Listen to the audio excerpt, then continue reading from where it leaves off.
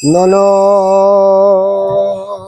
ইবং ননো এসাং নানা ফল সাধনানাং হরি সেবন অভাব মাত্রেণ কুত অর্থং তত্রাহ। কলিযুগ উপাস্য করুণা বরুণালয় প্রেমা পুরুষোত্তম শ্রীমান মহাপ্রভুর অতি একান্ত প্রিয় পার্ষদ আচার্য বরেণ্য শিল শ্রীযুক্ত জীব গোস্বামী চরণ শ্রীমান মহাপ্রভুর অশেষ করুণায় রচনা করেছিলেন একখানি অলৌকিক দিব্য গ্রন্থ শ্রী শ্রী ভক্তি সন্দর্ভ। গ্রন্থকার সেই ভক্তি সন্দর্ভের ক্রমপূর্বক বর্ণন করে চলেছেন, তা আমরা যথামতে আস্বাদন করার চেষ্টা করছি। গতকাল বলেছিলেন যে ভক্তি মার্গে ভগবানের ভজন করলে সমস্ত কিছু বাসনা পূর্ণ হবে বা পাওয়া যাবে। যদি ভগবানের ভজন না করেন, ভক্তি মার্গে গমন না করেন, সব ব্যর্থ হয়ে যাবে। সেটা নিয়ে আজ প্রশ্ন করছেন। যাদের বিভিন্ন প্রকার কামনা বাসনা আছে, বিভিন্ন দেব দেবীর উপাসনা করেন, তাহলে হরিসেবা না করলে, ভগবানের ভজন না করলে ব্যর্থ হবে কেন প্রশ্ন করছেন। তাদের সেই সাধনা ব্যর্থ হবে কেন? শ্রেয়সাং ফলানাম আত্মৈব অবতি পরাকাষ্ঠা অর্থাৎ পরমার্থত আত্মার্থত্বেনৈব অন্যেষাং প্রিয়তাদ ইত্যর্থ। এর আগেও বলেছিলেন আত্মাই সকলের প্রিয় বস্তু, আত্মার আত্মা ভগবান। এই জন্যই ভগবান সকলের প্রিয় হওয়া উচিত।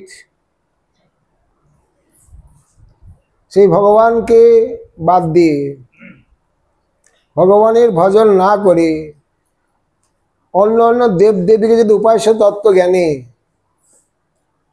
পার্থিব জগতের কিছু পাওয়ার জন্য কেউ উপাসনা করেন, তাদের সে উপাসনা ব্যর্থ। আত্মা দস্য অবিদ্যা নিরসনেন সর্ব অভিব্যঞ্জক। যদি ভগবানের উপাসনা করেন ভক্তি মার্গে, জীবের যেটা স্বরূপ জ্ঞান, সর্ব অভিব্যঞ্জক, স্বরূপের আবেশ জাগবে আর অবিদ্যা বিনাশ হয়ে যাবে। অবিদ্যা নিরাসেন ঐশ্বরেণপি রূপেণ বলি প্রভৃতিভ্য ইব আত্মদ প্রিয়শ্চ।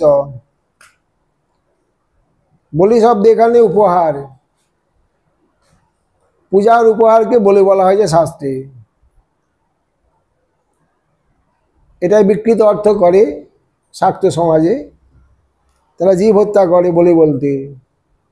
কিন্তু বলি শব্দের বেদের অর্থ, পুরাণের অর্থ, ভাগবতের অর্থ, বলি শব্দের অর্থ হলো পূজার উপচার, যা দিয়ে ভগবানের পূজা হয়। সেই প্রিয় বস্তু ভগবানকে প্রদান করতে হয়। প্রিয়শ্চ পরমানন্দ স্বরূপত্যাৎ ইত্যেষা। সকলের প্রিয়, প্রিয়েরও প্রিয় তিনি কে? পরমানন্দ স্বরূপ ভগবান। পরমানন্দ স্বরূপ ভগবানই হলেন সকলের প্রিয় বস্তু। আপনি জানুন আর না জানুন, প্রকারান্তরে সকলেই সেই ভগবানকে ভালোবাসছেন, প্রিয় জ্ঞান করছেন। সরাসরি পূজা করুন বা না করুন, ডাকাতে যখন ডাকাত করতে যায়, রাস্তায় মন্দির দেখলে একটু প্রণাম করে যায়, প্রভু যেন একটু নির্বিঘ্নে ডাকাতিটা করতে পারি। চুরি যেন করতে ধরা যেন না পড়ি, তারা একটু প্রার্থনা করে যায় ভগবানের কাছে।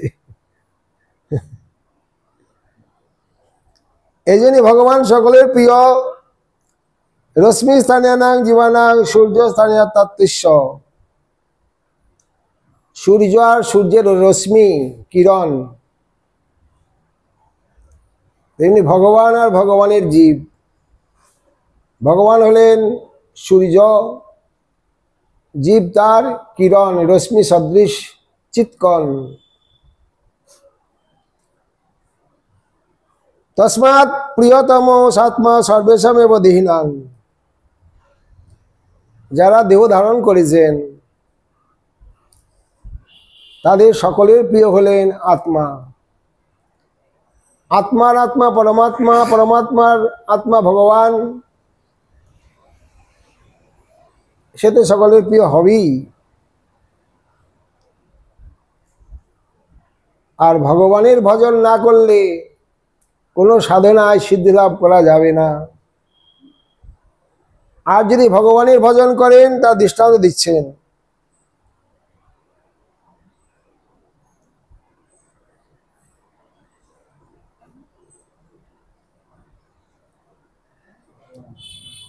তদর্থে সকলং জগৎ চ এতৎ চরাচরম কৃষ্ণম এনমেব হি তম আত্মনাম অখিল আত্মনাম। চরাচর জগতে যত জীব আছে সকলের আত্মা হলেন ভগবান, আর ভগবান কৃষ্ণ হলেন আত্মনাম অখিল আত্মনাম। সমস্ত আত্মারও তিনি আত্মা। জগৎ হিতায়, জগতের হিতের কারণ ভগবান। সৃষ্টি স্থিতি প্রলয় সব কিছু ভগবানই করছেন। যত প্রকাশ দেখছেন এই জগতে, যত দেবদেবী সকলেই তার অংশ, সেবক। একলা ঈশ্বর কৃষ্ণ, আর সব ভৃত্য। ভয়াদস্য অগ্নিস্তপতি ভয়াত্মপতি সূর্য, ভয়াদিন্দ্রস্য বন্যশ্চ মৃত্যুর ধাবতী পঞ্চম। যত দেবদেবী আছেন ব্রহ্মার্তি আরম্ভ করে সকলেই ভগবানের দাস সেবক। ভগবানের আদেশ এরা পালন করছেন। ভয়াদস্য অগ্নিস্তপতি, সূর্যদেব তাপ দিচ্ছেন, আলো দিচ্ছেন ভগবানের ভয়ে। সূর্য, চন্দ্র, ইন্দ্র, বরুণ যত আছে, এমনকি মৃত্যুর ধাবতী যমরাজ পর্যন্ত, মহাকাল পর্যন্ত সকলেই ভগবানের আদেশ পালন করছেন। আত্মনৌ জীবদাদ আত্মপন্ন পরব্রহ্ম ঈশ্বরাক্ষ দদাতি যথাযথং স্ফুরয়তি বশীকরয়তি যচ স আত্মদ। জীব ভগবানের দাস, জীব ভগবানের তটস্থ শক্তি। বেদান্তে বলেছেন সর্বে বয়ং অমৃতস্য পুত্রা। ভগবান হলেন জগৎ পিতা, আমরা সকলেই তার সন্তান, পুত্র। ভগবানের ভজন করলে পৃথকভাবে আর কারো ভজন করার দরকার হবে না। যদি কেউ করেন প্রশ্ন আসবে তো। যারা ভগবানেরও পূজা করেন, দেবদেবেরও পূজা করেন, আবার দুর্গা পূজাও করেন, ধনং দি জনং দি যশং দিও করেন, তারা কোন দিকে যাবে? দেবদেবীর পূজাও করে, ভগবানের পূজাও করে, তাদের জন্য কি ব্যবস্থা আছে? আমাদের বড়দেব বিদ্যাভূষণ পাদ শ্রীমদ্ ভগবদ গীতার ভাষ্যে বলেছেন, সচ ভক্তস্তাবৎ ত্রিধা, ভক্তকে তিন ভাগে ভাগ করেছেন তিনি। সবাই করেছেন, ভাগবত করেছেন, ভক্তি রসামৃত সিন্ধু গ্রন্থ করেছেন, বা আরো অনেক অনেক গ্রন্থে করেছেন। গীতার ভাষ্যে বলদেব বিদ্যাভূষণ পাদ, ভাষ্য মানে টিকা, তিনি বলেছেন ভক্তস্তাবৎ ত্রিধা, ভক্ত তিন প্রকার, স্বনিষ্ঠ, পরনিষ্ঠ আর নিরপেক্ষ। স্বনিষ্ঠ মানে যারা দেবদেবীর উপাসনা করেন, স্বর্গাদি কামনা বাসনা আছে, আবার ভগবানেরও পূজা করেন, কৃষ্ণ মন্ত্রে দীক্ষা নিয়েছেন, এরা স্বনিষ্ঠ। কনিষ্ঠ ভক্ত, এদেরকে অবৈষ্ণব বলতে পারবেন না, এরা বৈষ্ণব। যারা দেবদেবীর পূজা করেন, উপাসনা করে না, কেবল ভগবানের উপাসনা করেন ভক্তি মার্গে, লাভ পূজা প্রতিষ্ঠা, আড়ম্বর, লোক সংগ্রহ, হই আল্লাহ ভালোবাসেন, এরা মধ্যম। এরা হলেন পরনিষ্ঠ। নিরপেক্ষ, যারা কোনো দেবদেবীর পূজা করেন না, আড়ম্বর ভালোবাসেন না, লোক সংগঠন ভালোবাসেন না, একান্তে ভজন করছেন নিরিবিলি, এরা হলেন সর্বশ্রেষ্ঠ বৈষ্ণব। কিন্তু সবই দরকার ভগবানের সৃষ্টি রক্ষা করতে গেলে। জগতে যা করেছেন ভগবান, দেবদেবীর পূজা, মঠ মন্দির, এই সমস্ত লোক সংগঠন আড়ম্বর, এগুলোরও দরকার আছে। আপনি একান্তে ভজন করবেন, কোটি জন সাধুর মধ্যে একজন পাবেন, বাকি এরা কোথায় যাবে? বিভিন্ন মঠ মন্দির আছে, যারা সাধারণ বিষয়ী লোক, তারা আত্মীয় স্বজন নিয়ে এসে 10 দিন থাকতে পারে, সেখানে তীর্থে এসে তারা অবস্থান করতে পারে, প্রসাদ পেতে পারে, একটু একটু হরিকথা শুনতে পায়। সাধারণ লোকের জন্য এগুলো দরকার আছে। যারা গাছতলায় বসে আছে তারা কি পারবে এগুলা? নিজের থাকারই জায়গা নাই। খুব জোরে গেলে হয়তো একটু চাঁদের প্রসাদ আপনার হাতে হাতে একটু যে থাকে তাহলে দেবে, হয়তো থাকার জায়গাও নাই আর খাওয়ার জায়গাও নাই তাদের। একান্তি বৈষ্ণব, একেবারে নিষ্কিঞ্চন, তারা শ্রেষ্ঠ। তাহলে দেবদেবীর ভজন করতে পারবেন, কিন্তু যখন একান্তে হয়ে যাবেন, আর উচ্চ স্তরে চলে যাবেন, ক্রমে ক্রমে জিহ্বায় ভবসিন্ধুকুল, ধীরে ধীরে ধীরে ধীরে যখন অনুভব করতে পারলেন, কাউকে বলতে হবে না, আদেশ করতে হবে না, ভগবান নিজেই আপনাকে জানিয়ে দেবেন, দদামি বুদ্ধি জগম তং যেন মাম বোঝান্তি তে। ভগবান সেই বুদ্ধিযোগ আপনাকেই দিয়ে দেবে, আপনারা ভালো লাগবে না ওগুলা। আস্তে আস্তে আপনি ওগুলা নিজের থেকেই ত্যাগ করে দেবেন। যথার্থ এই জন্মই ভগবানকে লাভ করতে গেলে কি করতে হবে? যখন সাধু মুখে, গুরু মুখে, শাস্ত্রে জানতে পারলেন, তখন আপনিও আর ওগুলা করবেন না। আস্তে আস্তে আপনিও একদিন একান্তে হয়ে যাবেন। এরকম অনেক মহাত্মা জীবনী পাওয়া যায়। গার্হস্থ আশ্রমে আসার পরেও অনেকে সাধু হয়ে গেছেন, ভগবানকে পেয়েছেন এই জন্মেই, এরকম দৃষ্টান্ত পাওয়া যায়। সমস্ত ত্যাগ করে তারা চলে গেলেন একান্তি ভজন করার জন্য। তো এখানে বলছেন, যথা তরুর মূল নিঃসেচন তৃপন্তি স্কন্দভুজ উপশাখা প্রাণ উপহারাচ্য যতেন্দ্রিয়ানাং তথৈব সর্বম অরণম অচ্যুতৈজ্ঞা। দুটো দৃষ্টান্ত দিলেন। গাছের গোড়ায় জল দিলে গাছের শাখা পল্লব পত্র পুষ্প সমস্ত সতেজ হয়ে যায়।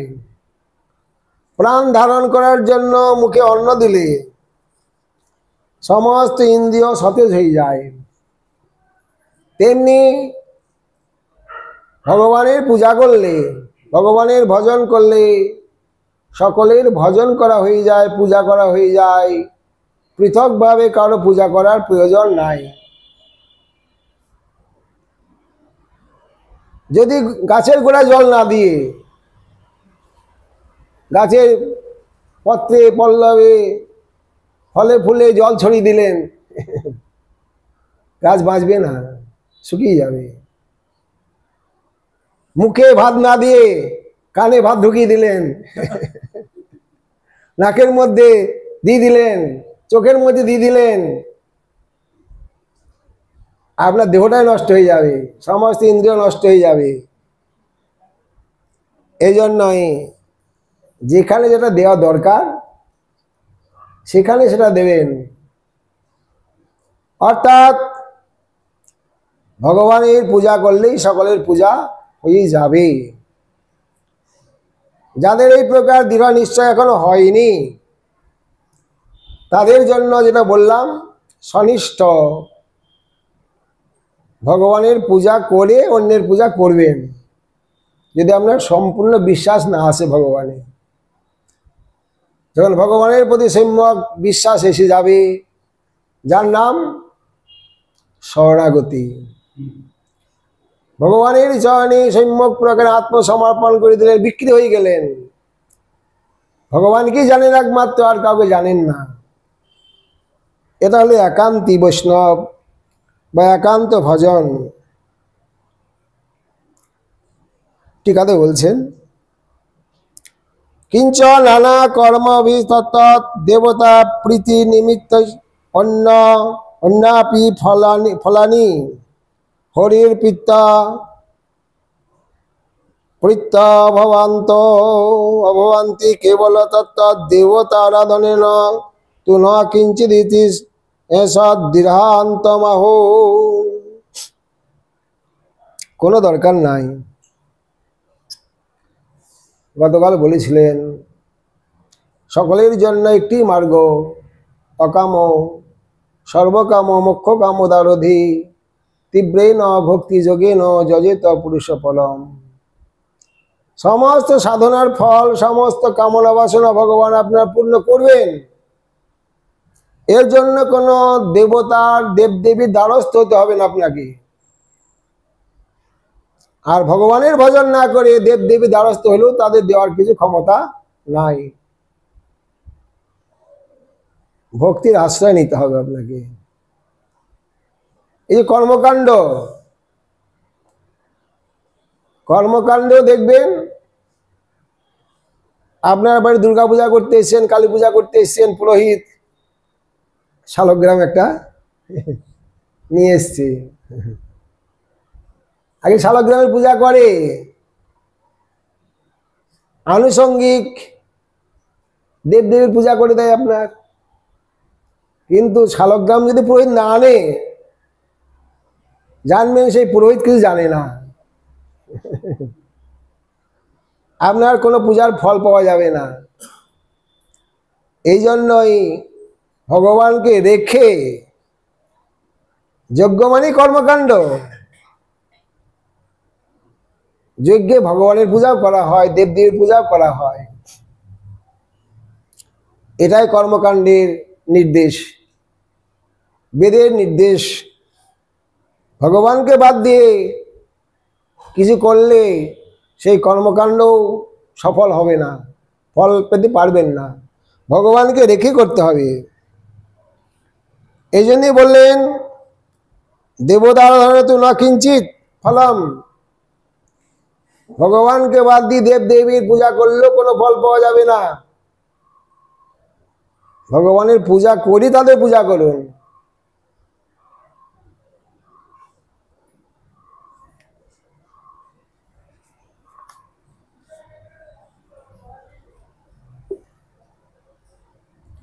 ঋষভদেব নিজ পুত্রগণকে শিক্ষা দিয়েছিলেন। নবযোগেন্দ্রই বলুন আর ভরত মহারাজই বলুন, এরা সবাই ঋষভদেবের পুত্র, 100 পুত্র।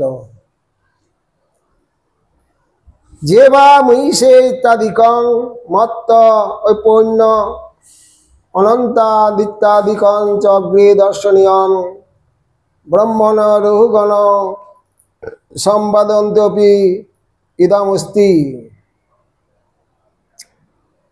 ঋষভদেব বলেছেন, জড়ভরত রাজা রহুগণকে বলেছেন এই সমস্ত সিদ্ধান্ত। রহুগণস্তমপি যদ্ধনৈশ্য সন্ন্যস্তদণ্ড কৃত ভূত মৈত্র অসাজিতাত্মা হরি সেবয়া সিতাং জ্ঞানাসি মাদয় তরাতি পারম।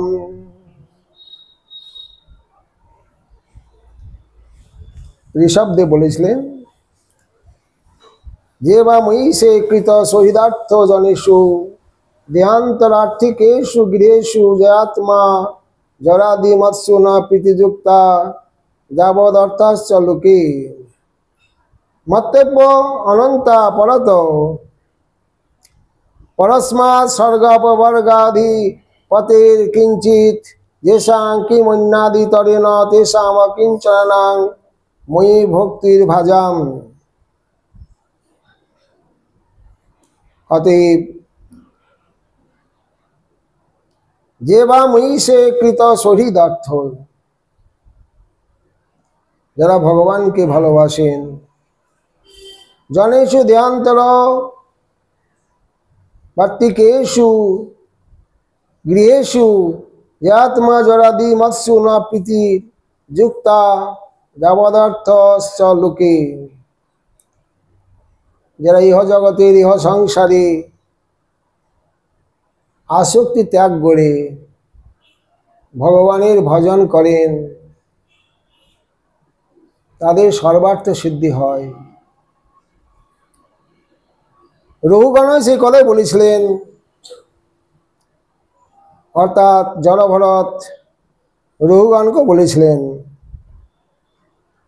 অহো নিজন্ম অখিল জন্মনাম জন্ম জন্ম সব জন্ম শোভনম কিং জন্মভীর অপরমস্মিন যদৃষিকেশ যশ কৃতাত্মনাম মহাত্মনাম বা প্রচুর সমাগম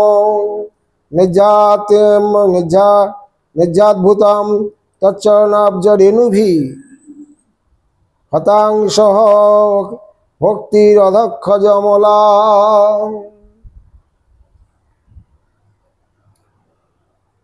মুহূর্তে বা কাকাদ্যস্য সমাগমে চ, অর্থাৎ অহো নিজন্ম অখিল জন্ম ন শোভনম, নরতনু ভজনের মূল নির্দেহ মাধ্যম।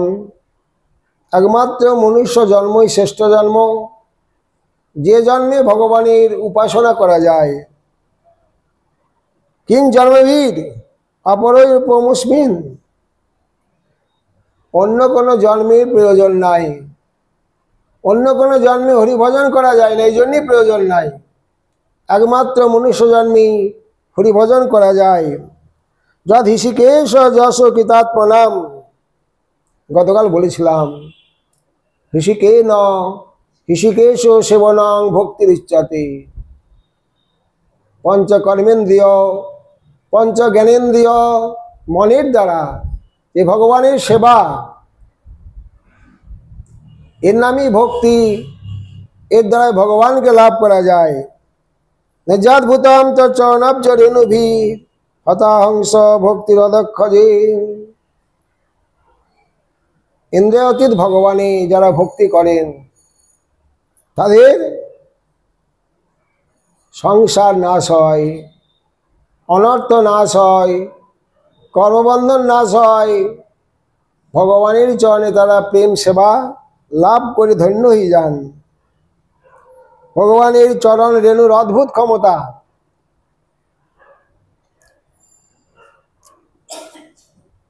দুষ্কর্ম মূল অপহত অবিবেক।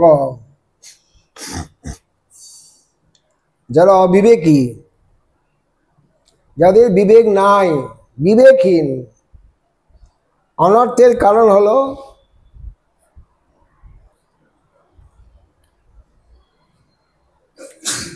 এই বিবেক নাই যাদের। যৌবনং ধনসম্পত্তি প্রভুত্তম বিবেকিতা একৈকমপ্যনর্থ কিমু যত্র চতুষ্টয়ম। যৌবন অনর্থের কারণ, ধনসম্পত্তি অনর্থের কারণ, প্রভুত্ব আমি কর্তা আমি প্রভু অনর্থের কারণ, অবিবেক অনর্থের কারণ। এক একটা অনর্থ আপনাকে নরকে নিয়ে চলে যাবে। কিমু যত্র চতুষ্টয়ম, চারটি একসঙ্গে থাকে, তার কি জাতি অধগতি হতে পারে? তবে হ্যাঁ, এই সমস্তই আছে। যৌবন আছে, ধনসম্পত্তি আছে, প্রভুত্ব আছে, কিন্তু বিবেকটা আছে। অবিবেকে না, অবিবেকটা সবথেকে খারাপ। যদি হরিভজন করেন, বিবেক থাকে, তাহলে কিন্তু ওইগুলো কাজে লেগে যাবে। যৌবনও কাজে লাগবে, ধনসম্পত্তি কাজে লাগবে, প্রভুত্ব আপনি অধ্যক্ষ রাজা হয়েছেন, জগৎ চালাচ্ছেন, প্রজাদের সেবা করছেন, মঠ মন্দিরের কর্তা হয়েছেন, সেইভাবে মঠ মন্দির চালাচ্ছেন, সংসার চালাচ্ছেন, ভজনের মাধ্যমে ভগবানের মাধ্যমে তার কল্যাণ হবে। কিন্তু অবিবেকী, বিবেক না থাকে, সব থেকে খারাপ, মূল অপহত। যাদের বিবেক নাই, সে যাদের বুদ্ধি জ্ঞান নাই, হরিভজন করতে হবে এরকম জানে না যারা, তাদের সবই ব্যর্থ হয়ে যাবে। চিত্রকেতুর প্রতি সংকর্ষণ উপদেশ। শিব আর চিত্রকেতু এরা ভগবান সংকর্ষণের উপাসক ছিলেন। চিত্রকেতু ভগবানের অর্থাৎ সংকর্ষণের উপাসক। চিত্রকেতুকে সংকর্ষণ বলেছিলেন দৃষ্ট সুতভীর ইত্যাদি মদভক্ত পুরুষ ভবেদ ইত্যাদি উদার্যং অসুর বালক অনুশাসনে অপি। অতএব সংকর্ষণ বলেছিলেন দৃষ্ট সুতাভি ইত্যাদি মদভক্ত পুরুষ ভবেদ। অতএব যারা আমার ভক্ত, একান্তভাবে আমার ভজন করেন, মদভক্ত, তারা পরম পুরুষার্থ প্রেম ভক্তির অধিকারী হয়ে যান, ভগবানের সেবার অধিকারী হয়ে যান। এই জন্যই দুর্লভ মনুষ্য জন্ম লাভ করার পরে একটু সময় নষ্ট করা উচিত না। সকাল সকাল এই ভজনের স্কুলে ভর্তি হয়ে যাওয়া উচিত। যেটা প্রহ্লাদ বলছেন এখানে, অসুর বালক অনুশাসনে অপি। প্রহ্লাদ অসুর বালকগণকে বলেছিলেন কুমার আচরিত প্রাজ্ঞম ধর্মান ভাগবতানিহ। দুর্লভ মনুষ্য জন্ম তদেব পদ্ধ্রবম অর্থদম। ভাই, তোমরা সকাল সকাল এখন আমার সঙ্গে হরিভজন আরম্ভ করে দাও। এই মনুষ্য জন্ম দুর্লভ, 84 লক্ষ জনি ভ্রমণ করে একবার এই মনুষ্য জন্ম ভগবানের কৃপায় পাওয়া গেছে। এবং এই মনুষ্য জন্মই হলো অর্থদম। মনুষ্য জন্মে একমাত্র ভগবানকে লাভ করা যায়, ভগবানের ভজন করা যায়।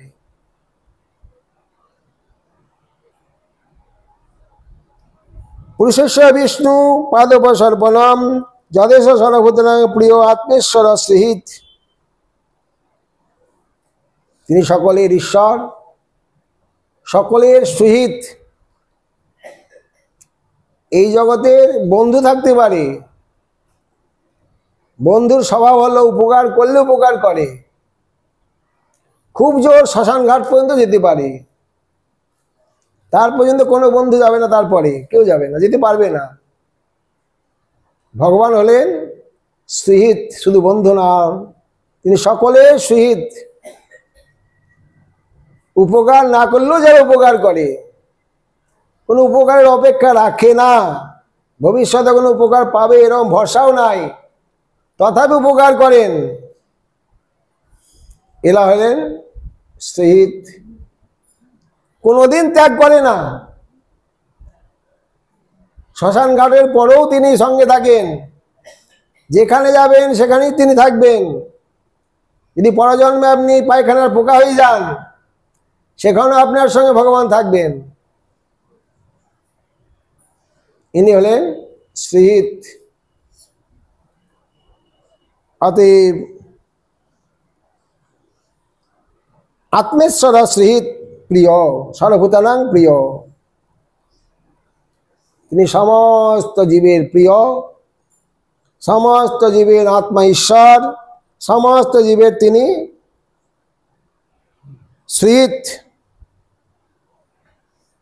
এই জন্যই ওই বা মানুষ জন্মনি ভাগবতান ধর্মান আচরিত। ভাই, ভগবানের কৃপায় দুর্লভ মনুষ্য জন্ম পাওয়া গেছে। অতএব এই জন্মেই, এই মনুষ্য জন্মেই সকাল সকাল হরি ভজন করতে আরম্ভ করে দাও, কারণ অনিত্য,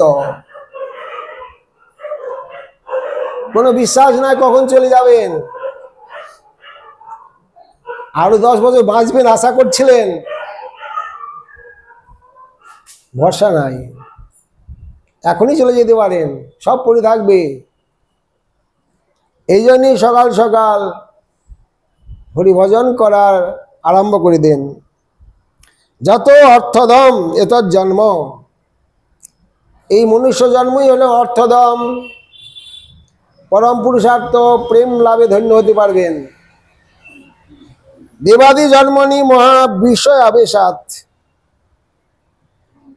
যদি আপনি স্বর্গে যান সেখানে আরো জ্বালা বেশি, দিব্য দেহ পেয়ে যাবেন, আর ভালো ভালো বিষয়, অপ্সরা, অমৃত, কত নাচ গান, কত নন্দন কানন, সব বিষয় অনিত্য প্রাকৃত, সেখানে কেউ শান্তি নাই।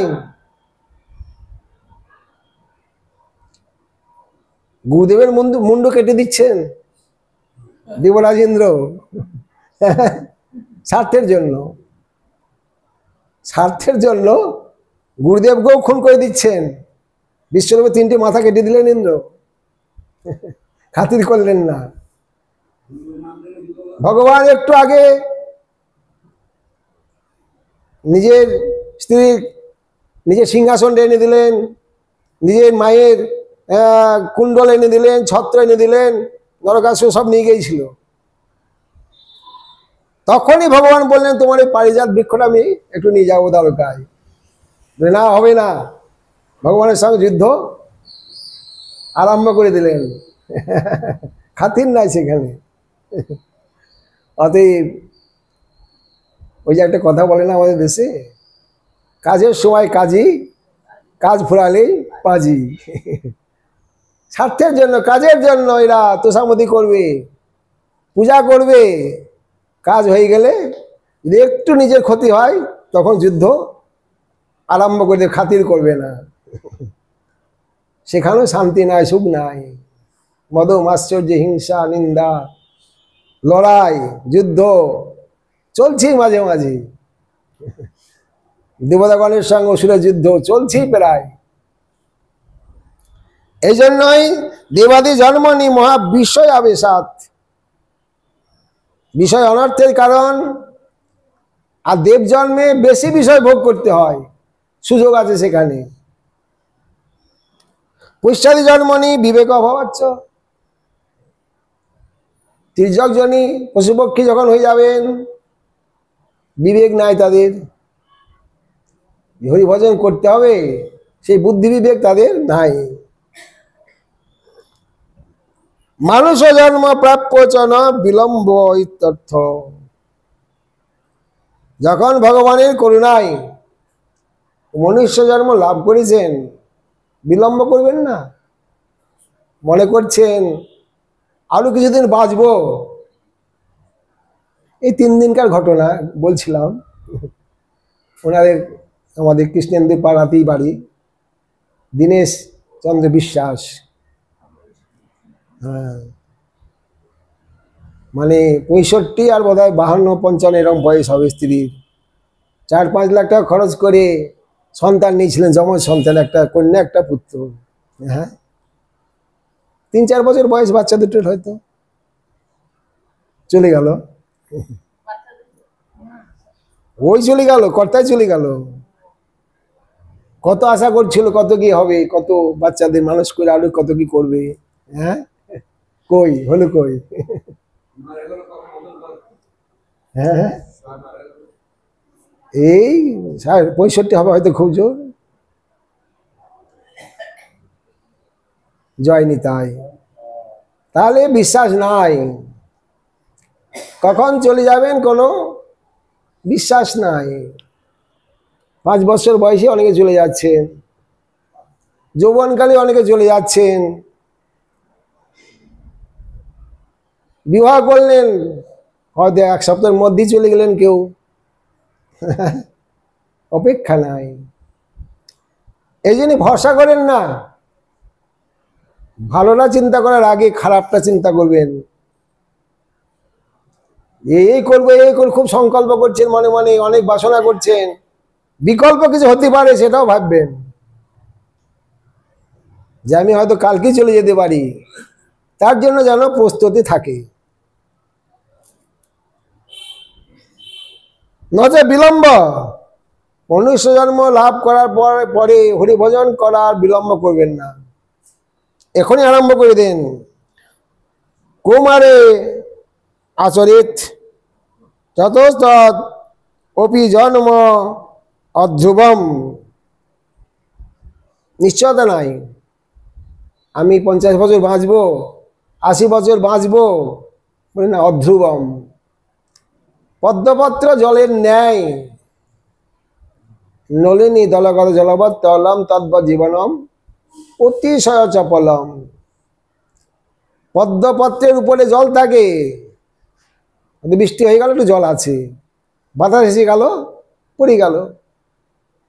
তেমনি আমাদের দেহের প্রাণ কখন বেরিয়ে যাবে কেউ বলতে পারবেন না। মহাপুর পরিকর, শিবাস পণ্ডিত, 5 ভাইয়ের 1 ছেলে, ভগবানের সামনে, মহাপুর সামনেই চলে গেল 5 বছর বয়সে। হ্যাঁ, কই কেউ রাখতে পারলেন? আবার কথা বলালেন ভগবান মহাপ্রভু এসে, কেন চলে যাচ্ছ? না, আমার এখানকার কাজ শেষ, আমি আবার অন্যত্র যাচ্ছি, এখন এখানে থাকার আমার অধিকার নাই। রাজা চিত্রকেতু সেখানেও তাই একই কথা বললেন। এই জন্যই অধ্রুবম, নিশ্চয়তা নাই কতদিন বাঁচবেন। এবং দুর্লভঞ্চ, দুর্লভ মনুষ্য জন্ম কত কষ্ট করে লাভ করেছেন একবার, বিলম্ব না করে সকাল সকাল শাস্ত্রস্য চ প্রাধান্যেন মনুষ্যমধিকৃত্য প্রবৃত্ততাদনুবাদে ন উক্তরিয়ম তদ্বুদ্ধাদি সাম্যেন মানুষোত্তম আরোপরীতি জ্ঞেয়ম। অতি দুর্লভ মনুষ্য জন্ম, মনুষ্যত্বম আরোপ পরিতিজ্ঞেয়ম ভাগবত ধর্ম আচরণস্যৈব যুক্তত্বম দর্শয়তি। নরতন ভজনের মূল, অন্য কোনো জন্মে হরি ভজন করা যাবে না।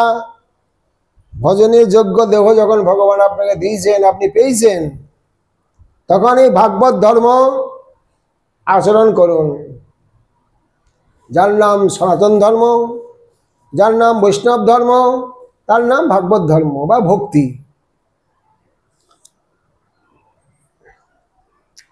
যুক্তচ্চং দর্শয়তি ইহ পুরুষস্য বিষ্ণু পাদোপসর্পণম যথা অনুরূপম যজ্ঞমিত্যর্থ যস্মাদেব ভূতানাং স্বভাবতৈব প্রিয়। তিনি সকলের প্রিয়, সকলের সহিত, তিনি জগতের পিতা, তিনি আনন্দময়, অনন্ত গুণ সম্পন্ন, এই জন্যই তার ভজন করা উচিত। কর্তুম অকর্তুম অন্যথা কর্তুম সমর্থ, তিনি ঈশ্বর, তিনি প্রভু। কর্তুম অকর্তুম অন্যথা কর্তুম সর্বং স্বপ্নদিতি প্রভু, তিনি সমস্ত কিছু করতে পারেন। হয়কে নয় করতে পারেন, নয়কে হয় করতে পারেন। যে যে কর্ম করিলে হয় যে যে দিব্য গতি, তা খণ্ডিবারে নয় বিধির সকতি। ভগবান বললেন মুইতে পারি খণ্ডিবারে, সকল বিধির উপরে মোর অধিকারী। ভগবানের ভজন করলে সমস্ত প্রারব্ধ আপনার ক্ষয় হয়ে যাবে। কোটি কোটি যুগ নরক ভোগ করতে হতো, আপনাকে ভোগ করতে হবে না।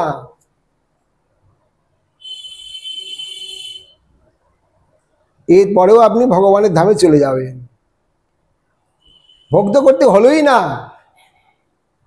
আবার ভগবত ধামে, নিত্য ধামে গমন করলেন। এরকম প্রভাব ভগবানের ভজন করা।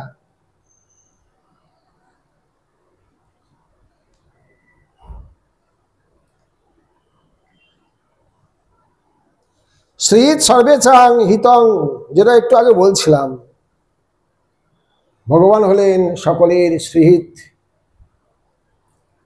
সব ব্যবস্থা করেছেন, এই জগৎ সৃষ্টি করেছেন, আমাদের সৃষ্টি করেছেন, আমাদের বেঁচে থাকার জন্য যা যা দরকার সব সৃষ্টি করেছেন। হ্যাঁ, তিনি আছেন বলেই কথা বলতে পারছি।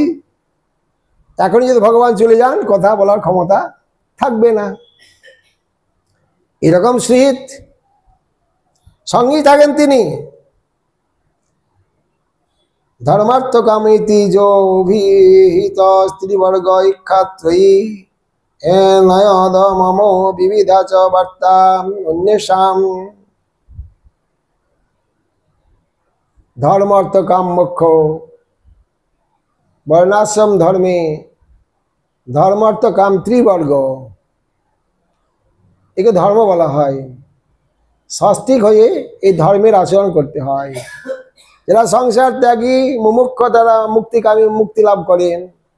এর উপরে পঞ্চম পুরুষার্থ প্রেম, এটাই জীবের প্রয়োজন তত্ত্ব।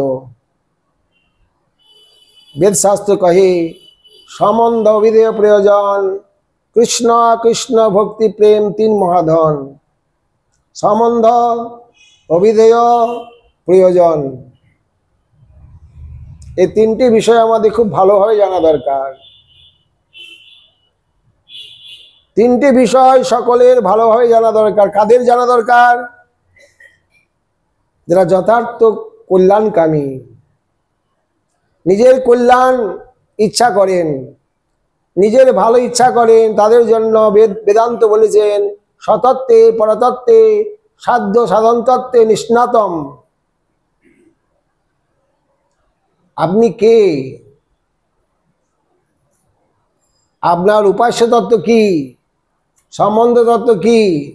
জীবের সঙ্গে কার সম্বন্ধ কেমন? এবং সেই ভগবানকে লাভ করতে গেলে কি করতে হবে? প্রেম ভক্তি লাভ করতে গেলে কি করতে হবে? না অভিধেয়।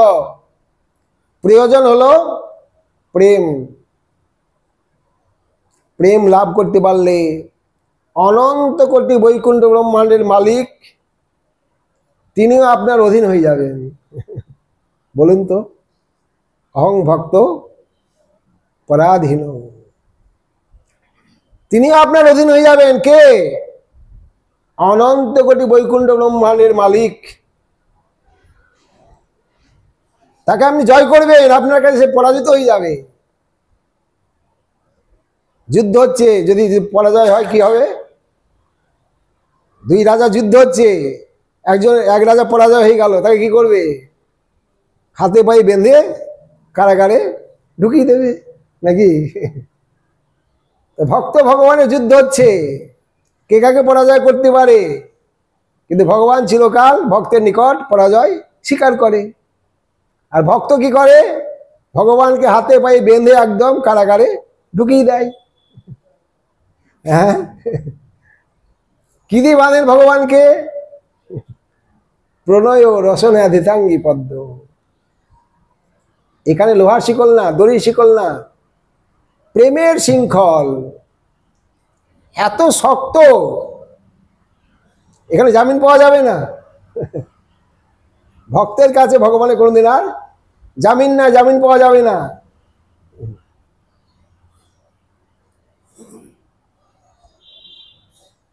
বন্ধনানি বহুনি সন্তি প্রেম রজ্জুকৃত বন্ধনম উন্নত দারুভেদ নিপুণপি নিষ্ক্রিয় ভবতি পঙ্কজ বন্ধে। কে বলেছিলেন? বিল্বমঙ্গল। জগতে বন্ধন বহু প্রকার আছে, প্রেমের বন্ধন সাংঘাতিক। ভগবানও সেই প্রেমের বন্ধন ছিন্ন করতে পারেন না। ভক্তের হৃদয় কারাগারে আবদ্ধ হয়ে যান।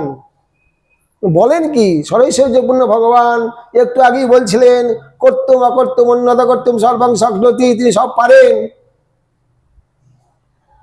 তো এই কারাগার থেকে বেরিয়ে যান না কেন? তিনি ভক্তের হৃদয় কারাগারে কেন থাকেন? বলে না, সাধারণ কারাগার না, ভক্তের হৃদয়ে সদা গোবিন্দ বিশ্রাম। বৈকুণ্ঠ তার বাসস্থান, আর বিশ্রামাগার হলো ভক্তের হৃদয়। বৈকুণ্ঠের থেকেও শ্রেষ্ঠ। বৈকুণ্ঠে যে আনন্দ পান ভগবান, ভক্তের হৃদয়ে তার থেকে অধিক আনন্দ পান হলো বিশ্রামাগার। বিশ্রামাগার বেশি সুন্দর হয়, ভালো হয়, মনোরম হয়। এটা দুঃখের বিষয় না। ভগবানের ভগবত এখানে হানি হয় না, এটা দূষণ না, এটি ভগবানের ভূষণ, ভগবানের গৌরব। ভক্ত বাৎসল অহং ভক্ত পরাধীন, এটা ভগবানের ভূষণ, দূষণ না, লজ্জার বিষয় না, অপমানের বিষয় না, দুঃখের বিষয় না, এটা ভগবানের আনন্দের বিষয়। এই জন্যে তিনি ভক্তের কাছে চিরকাল অধীন হয়ে যান। কার কাছে অধীন হন? সেই ভক্ত কেমন? যিনি প্রেম ভক্তির অধিকারী। প্রেম ভক্তির অধিকারী, ভক্তি বয়স পুরুষ।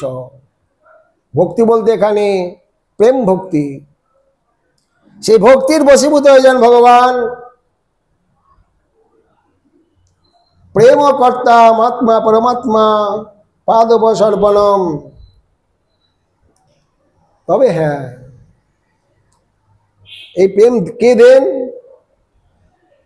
যে প্রেমে ভগবান নিজে আবদ্ধ হয়ে যান, সেই প্রেমটা দেয় কে? ভগবানই দেয়। ভগবানের কৃপা ছাড়া ওটা পাওয়া যাবে না। নিজেই প্রেম দান করে নিজে আবদ্ধ হয়ে যান। এই আবদ্ধ হয়ে যাওয়ার পর ওখান থেকে আর বেরিয়ে আসতে পারে, নিজে ভুলে যান। ভক্তের প্রেমে ভগবান ভুলে যান নিজেকে। যেটা বললেন ওখানে বিল্বমঙ্গল, দারু ভেদ নিপুণপি নিষ্ক্রিয় ভবতি পঙ্কজ বন্ধে। ভ্রমর, মৌমাছি না, ভ্রমর, কালো কালো যেগুলা ভ্রমর, ওরা শাল কাঠ ভেদ করে ওখানে বাসা তৈরি করে। দাঁতের এত ধার, পদ্মের মধু পান করতে করতে সন্ধ্যা হয়ে গেছে, পদ্ম ফুল মুদ্রিত হয়ে গেছে, প্রাণ যাবে, ওখান থেকে বেরিয়ে আসতে পারছে না। নিষ্ক্রিয় ভবতি পঙ্কজ বন্ধে, ওই পদ্মের নরম পাপড়ি আর দাঁতে কাটতে পারছেন না, ভেদ করে বেরিয়ে আসতে পারছেন না। বলে কেন? মধুপানে মত্ত হয়ে গেছেন। তিনি ভগবান, সব করতে পারেন, সরৈশ্বর্যপূর্ণ ভগবান, তিনি আর ভক্তের হৃদয় থেকে বেরিয়ে আসতে পারছেন না। ভগবানের ওই প্রেম মাধুর্য আস্বাদনে মত্ত হয়ে গেছেন, আনন্দে বিভোর হয়ে গেছেন ভগবান, সেখানেই বাস করেন, বিশ্রাম করেন। শ্রী সর্বেশাং হিতং চিকিৎসতে, সকলের তিনি হিত সাধন করেন ভগবান, সকলের। যদিও গীতাতে বলেছেন পরিত্রাণায় সাধনাং বিনাশায় দুষ্কৃতাম, আমি সাধুগণকে পরিত্রাণ করি, অসুরগণকে বিনাশ করি, বলেন না, কাউকে বিনাশ করেন না ভগবান। তিনি সকলের সহিত। অসুরগণের সহিত কি করে হলেন? অসুরগণে এত পাপ করেছে, এত অপরাধ করেছে, কোটি কোটি যুগ তাদের নরক ভোগ করতে হতো, ভোগ করতে তো হলোই না।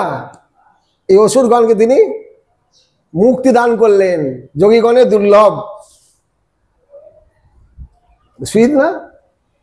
সকলের বন্ধু তিনি, সকলের মঙ্গল সাধনা করেন তিনি। এই জন্যই মনুষ্য জন্ম লাভ করি সকাল সকাল বিলম্ব না করে হরি ভজন করা আমাদের সকলের কর্তব্য।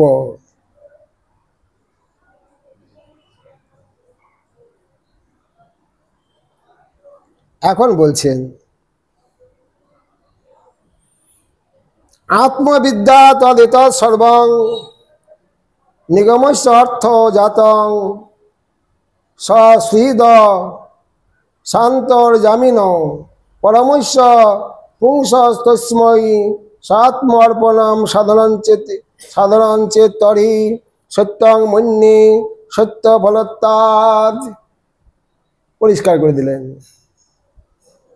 আত্মবিদ্যা, আত্মবিদ্যা হলো ভক্তি। তদেতৎ সর্বং নিগমস্য অর্থ জাতং সশ্রীদ। সমস্ত নিগম মানে বেদ, নিগম কল্পতরু গলিত ফলম, যেমন ভাগবত। নিগম মানে বেদ, সে বেদের সমস্ত বেদের সার অর্থ হলো ভগবান সমস্ত জগতের সহিত, শুধু সহিত না, অন্তর্যামী ন। তিনি সকলের অন্তর্যামী, মনের খবর রাখেন। পরমস্য পুংসস্তস্মৈ আত্মসমর্পণম সাধনাং চেত তরি। সেই ভগবানের চয়নে, যিনি সহিত সকলের অন্তর্যামী, যিনি সকলের প্রভু পিতা, তার চয়নে আত্মসমর্পণ করে দেন। আত্মসমর্পণ করে দিয়ে সাধনা করেন, তার সেবা করেন, ভজন করেন। সত্যং মন্যে সত্য ফলত্যাৎ। সত্যই বলছি, আমি যথার্থ ফলের ভাগী হয়ে যাবেন। ভগবানের প্রেম সেবা লাভ করে ধন্য হয়ে যাবেন, ভগবত ধামে গমন করবেন। যদ্গত্তা ন নিবর্তন্তে তদ্ধামং পরমং মম। যেখানে গেলে এই দুঃখময় জ্বালাময় সংসারে আর কোনোদিন ফিরে আসতে হবে না।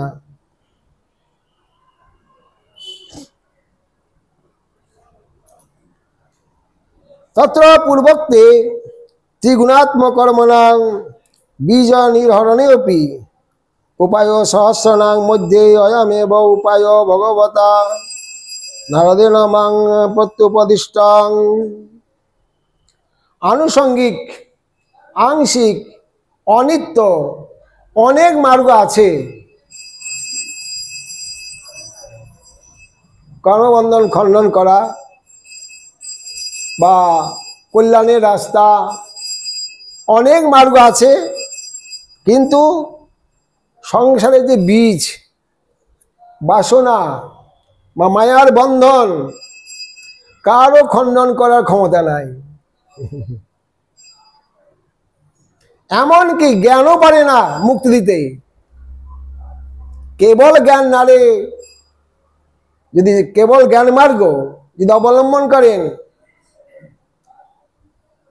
তাহলেও তিনি মুক্তি দিতে পারবেন না। কৃষ্ণের মুখে সেই জ্ঞান, সেই মুক্তি হয় বিনা জ্ঞানে। কেবল জ্ঞান মুক্তি দিতে নারে ভক্তি বিনে। কৃষ্ণের মুখে সেই মুক্তি হয় বিনা জ্ঞানে। যদি ভক্তির আশ্রয় গ্রহণ না করে, কেবল জ্ঞান আপনাকে মুক্তি দিতেও পারবে না। আর জ্ঞান ছাড়াই আপনি মুক্তি লাভ করবেন। কৃষ্ণের মুখে সেই মুক্তি হয় বিনা জ্ঞানে। অতএব যত মার্গ আছে, সমস্ত মার্গের শ্রেষ্ঠ মার্গ হলো এই ভগবত ধর্ম। अग्रे च तत्र उपायो सहस्रनामयं भगवत उदित যদীশ্বরে ভগবতী যথ অঞ্জসা ইতি। এটা ভক্তি সন্দর্ভ। এরপরেও বহু বহু উদাহরণ দেবেন। ভক্তির আশ্রয় গ্রহণ করলে, গতকাল যদি বলেছিলাম, সমস্ত সাধনার ফল যদি কোনো ভক্ত চান, লভতে অঞ্জসা, অনায়াসি লাভ করতে পারবেন। অঞ্জসা ইতি তত্র পূর্বক্ত ত্রিগুণাত্মক কর্মণাং বীজ নির্হরণেপি উপায় সহস্রনাং। কর্মের বীজ হরণ করার জন্য, কর্মবন্ধন খণ্ডন করার জন্য অনেক মার্গ আছে। মধ্যে অয়মেব উপায় ভগবত, ভগবানের ভজন ভক্তি মার্গ হলো শ্রেষ্ঠ উপায়। সম্যক প্রকারে চিরদিনের জন্য সংসারে বীজ নাশ করে দেবে। উভয়ং যথা যথাবদ ঈশ্বরে ভগবতী অঞ্জসা ব্যবধান অনন্তরং বিনৈব রতির প্রীতির ভবতী। ভজন করতে করতে, সাধু মুখে হরি কথা শ্রবণ করতে করতে শ্রদ্ধা রতির ভক্তির অনুক্রমিষ্যতি। ক্রমে ক্রমে ভগবানের চরণে প্রীতির ভবতী। প্রীতি মানে প্রেম, প্রীতি মানে প্রেম ভক্তি লাভ করতে পারবেন। অত কর্ম বীজ নির্হরণমপি তস্যা আনুষঙ্গিকমেব ফলম। ভগবানের চরণে প্রেম ভক্তি লাভ করবেন, আনুষঙ্গিক সংসারে বীজ, কর্মের বীজ একবারে শেষ হয়ে যাবে, আনুষঙ্গিক ফল। অগ্রে যা গুরু শুশ্রূষয়া ভক্তা ইত্যাদি আগে বর্ণন করবেন। সমস্ত সাধনার মধ্যে এতৎসর্বং গুরু ভক্ত অনায়াসেন লভেত। জানি জানি প্রাকৃতি তানি ভক্তাঙ্গানি তানি সর্বাণী, গুরু ভক্ত অনায়াসেন লভেত। জীবগোস্বামীপাদ নিজেই বলবেন। যত যত ভক্তির অঙ্গ বর্ণন করলাম, সমস্ত ভক্তির অঙ্গের সিদ্ধি ফল পাওয়া যাবে। গুরু ভক্তা অনায়াসেন লভেত, গুরু ভক্তির দ্বারা অনায়াসেই লাভ করতে পারবেন। পৃথক পৃথকভাবে সেই সেই সাধনার প্রয়োজন হবে না। এই জন্যই সদ্গুরুর চরণে আশ্রয় নিয়ে সদ্গুরুর সেবা, সদ্গুরুর চরণে ভক্তি, তিনি সব কিছু লাভ করতে পারবেন। ভগবানের ভক্তি করলেন, ভজন করতে চলে গেলেন, গুরুর সঙ্গে সম্পর্ক রাখলেন না, গুরু সেবা করলেন না, হবে না। ভগবানের চরণে যেমন ভক্তি করবেন, যথা দেবে তথা গুরৌ তৈসইতে কোথিত ঝর্তা প্রকাশন্তে মহাত্মন। ভগবানে যেমন ভক্তি করছেন, ভগবানের যেমন সেবা করছেন, গুরুদেবের চরণে সেরকম ভক্তি সেরকম সেবা থাকলে তিনিই পারবেন এই ভাগবত অর্থ প্রকাশ করতে এবং ভগবত তত্ত্ব অনুভব করতে। তার আগে না। পৃথক প্রযত্ন নিজিত কাম ও বীজ লক্ষণাদয়, এটাকে বাদ দিয়ে যদি পৃথক কোন উপায় অবলম্বন করেন, পারবেন না, কোনো পথ নাই। ক্রোধ লোভ মোহ মদ মাৎসর্য জনৈ পুনরপি ভক্তি ক্রিয়ত এব। ভক্তির আশ্রয় নিলেই তবে এগুলো নাশ হবে। যারা আমাদের চিরশত্রু, ভজন পথ থেকে টেনে নিয়ে আসে, নামিয়ে নিয়ে আসে, নরকে নিয়ে যায়, এদেরকে জয় করতে গেলে প্রথমেই শাস্ত্র অনুগত, শাস্ত্র অনুমোদিত সদ্গুরুর চরণ আশ্রয় করতে হবে এবং গুরুদেবের উপদেশ মতো তীব্র ভজন করে গুরু সেবার দ্বারা, গুরু ভক্তির দ্বারা আপনি অনায়াসে এই সমস্ত জয় করে ভগবত ধামে গমন করতে পারবেন।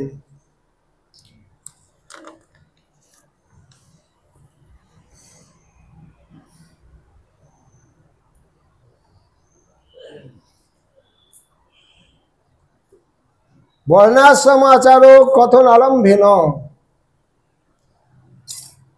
আরম্ভেন মাত্র ধর্ম কথনে অপি ধর্ম উলঙ্ঘি ভগবান সর্ববেদময় হরি স্মৃতঞ্চ তদ বিদাং রাজন যেনাত্মা প্রসিদ্ধতি। যত প্রকার ধর্ম আছে, বর্ণাশ্রম ধর্ম বা আরো যত প্রকার ধর্ম আছে, বেদ ধর্ম, লোক ধর্ম, দেহ ধর্ম, যত প্রকার ধর্ম আছে, ধর্মমূলম শ্রেষ্ঠ ধর্ম, পরম ধর্ম কোনটা? ভগবানের ভজন। কারণ ধর্মমূলমই ভগবান সর্ববেদময় হরি, সমস্ত ধর্মের মূলে হলো ভগবান। স্মৃতঞ্চ তদ বিদাং রাজন যেন চাত্মা প্রসিদ্ধতি। যার ভজন করলে, যাকে জানতে পারলে আপনার আত্মা প্রসন্ন হবেন, আপনার মন প্রসন্ন হয়ে যাবে, এই জগতের বন্ধন থাকবে না। ধর্মস্য মূলাং প্রমাণং ভগবান, তিনিই বক্তা, ধর্মের বক্তা তিনি। তিনি আচরণ করে জগৎকে শিক্ষা দিয়েছেন বিভিন্নভাবে। ধর্মস্য মূলাং প্রমাণং ভগবান যত সর্ববেদময়ম, ভগবান বেদের বক্তা, সর্ববেদময় ভগবান, সমস্ত বেদে ভগবানকে নির্ণয় করেছেন, জানিয়েছেন। স্মৃতং স্মৃতিঞ্চ তদ বিদাম, ভজনের দ্বারা যখন তাকে জানতে পারবেন, লাভ করতে পারবেন, বেদময় ভগবত বিদাম তৈশ্য প্রমাণম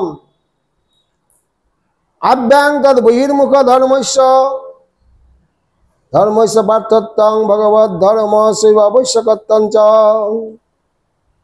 বহির্মুখ ধর্ম যেমন ভক্তিপথের বাধক যত শুভ অশুভ কর্ম, সে এক জীবের অজ্ঞানতম ধর্ম।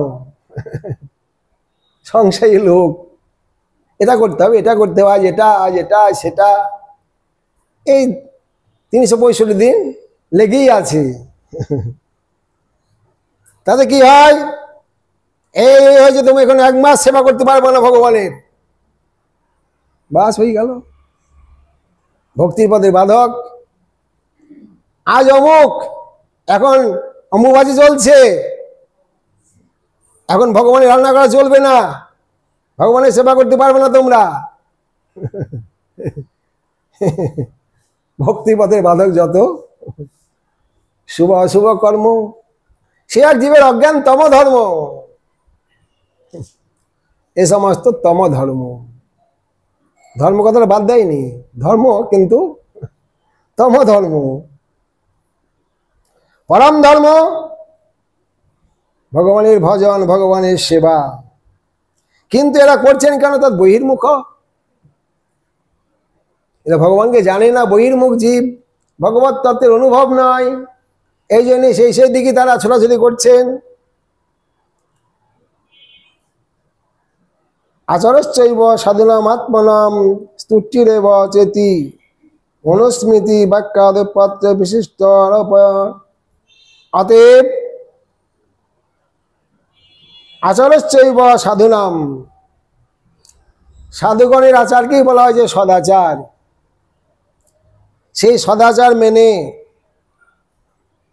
আমাদের ভগবানের ভজন করতে হবে, নাকি?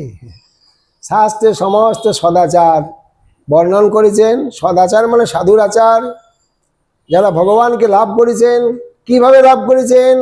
মহাজন যেন গত সপন্থা,